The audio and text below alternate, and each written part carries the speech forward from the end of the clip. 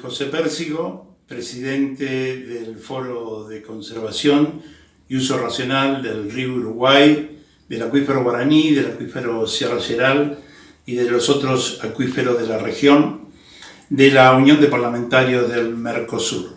Bien, este cierre de esta jornada que hemos denominado Doble Ambiente de este 22-2-22, teníamos previsto que lo haga el gobierno de Corrientes, más precisamente el gobernador Valdés, pero bueno, hemos recibido una comunicación directa de Casa de Gobierno de Corrientes donde se disculpaban de la imposibilidad de estar presente dada la emergencia que están viviendo en este momento, comprensible por otro lado, y bueno, comunicar esto y por el otro lado agradecer la predisposición que siempre ha existido y existe por parte de las autoridades correntinas con respecto al foro, donde lo integran algunos legisladores de la provincia, así que las gracias. También las gracias para todos los que han estado participando de Brasil, de Uruguay,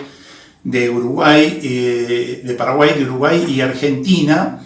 Así que para poder concretar esto que lo habíamos planificado allá a fines del 21, porque hemos hecho la planificación del año 2022, y entonces quiero contarles un poquito de lo que vamos a realizar, más allá de esto que estamos concretando, o que acabamos de concretar, para el 22 del 3, ahora para marzo, el Día Mundial del Agua. Como todos los años vamos a hacer una jornada. Para el 22 de abril vamos a tener una actividad que está referida a las reglas de la pesca en el río Uruguay en toda su extensión, con participación brasilera, argentina y uruguaya. Para el 20 de mayo, un seminario sobre qué agua tenemos.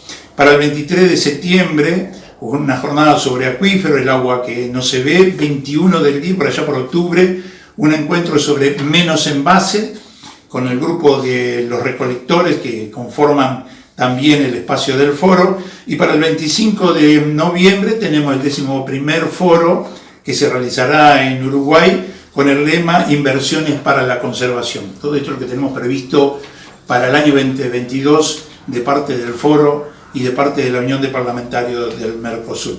Los invito a seguir con la idea de seguir integrándonos, seguir sensibilizando a través de lo que es el foro. Muchas gracias y hasta la próxima.